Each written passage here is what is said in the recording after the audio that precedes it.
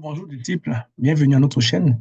Nous continuons notre dynamique à la découverte de la parole et aujourd'hui nous sommes rendus dans Genèse au chapitre 32. Genèse au chapitre 32. Le récit que nous voyons ici nous présente Jacob qui est à quelques jours de rejoindre voilà, la patrie de son père et il sait qu'il va rencontrer son frère Ésaü. Souvenez-vous que Jacob avait eu à voler à Ésaü la bénédiction qui lui revenait. Donc Jacob va commencer à avoir peur. Il est en train d'avancer dans le désert avec tout son troupeau et ses hommes, et il va avoir peur de la réaction de Ésaü. Alors qu'est-ce qu'il va faire? Ce qu'il va envoyer des gens, il va envoyer des personnes devant lui pour rencontrer Ésaü afin de l'annoncer son arrivée au niveau du pays en disant que ça fait des années qu'il vit chez son oncle là-bas et maintenant il est en train de retourner dans sa patrie. Il va les envoyer avec des présents.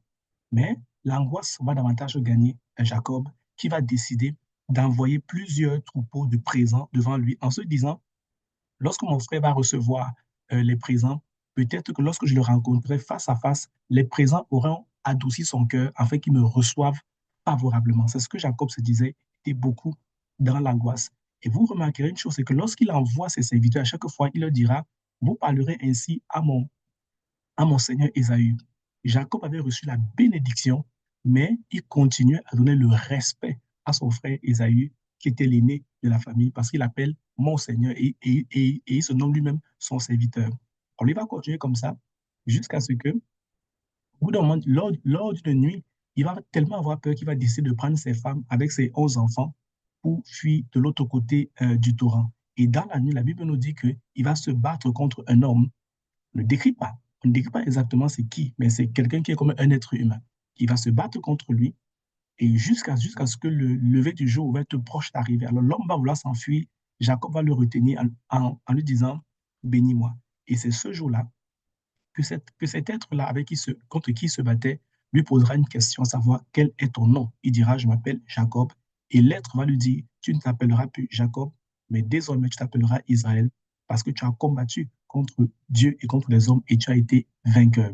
Donc le nom Israël vient de ce combat que Jacob a mené la nuit avec un être qu'il ne connaissait pas, parce que Denis ne lui a pas dit son nom, et l'être va le bénir. En partant, l'être va le frapper au niveau de l'emboîtement de la jambe avant que Jacob va le laisser aller. Donc le chapitre s'achève à peu près à ce niveau-là. Qu'est-ce que nous pouvons tirer comme leçon à partir de ce chapitre? Il y a deux éléments. Il y a deux éléments qui me viennent à l'esprit.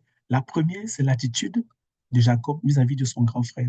Observez très bien, Jacob est celui qui a reçu la bénédiction de l'Éternel. C'est lui qui va désormais devenir une grande nation. Donc il a sur lui des grandes bénédictions, des grandes grâces, une puissante onction qui agit. Mais lorsqu'il va vers son frère, il appelle son frère son Seigneur.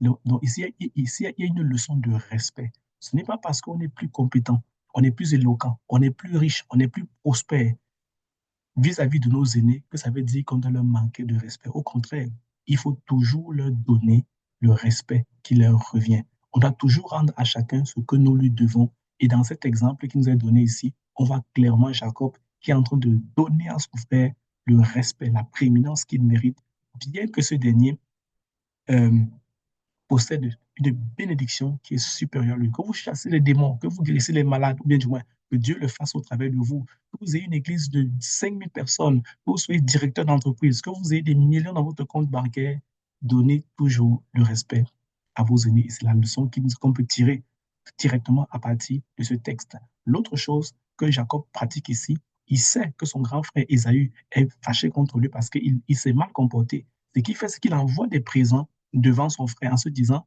en recevant des présents, son frère le recevra peut-être favorablement. Et on le verra dans le chapitre suivant que son frère va effectivement le recevoir favorablement, mais ce n'est juste pas à cause de ses présents. La Bible nous dit dans Proverbe que les présents d'un homme lui ouvrent la voie des rois. Et ce que Jacob a fait, il était en train d'obéir à une loi spirituelle, même s'il ne le connaissait pas. Le fait de donner des présents à, à des rois, ça vous ouvre des portes. Alors des fois, quand on est dans des situations conflictuelles, des fois, il faut envoyer des présents afin d'ouvrir la voie devant nous.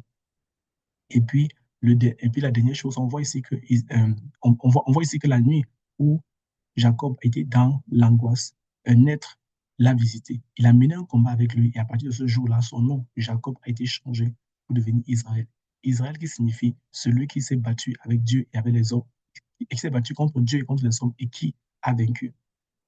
Vous aussi, il y a des bénédictions dans votre vie où le Seigneur peut-être vous fera passer par certaines épreuves.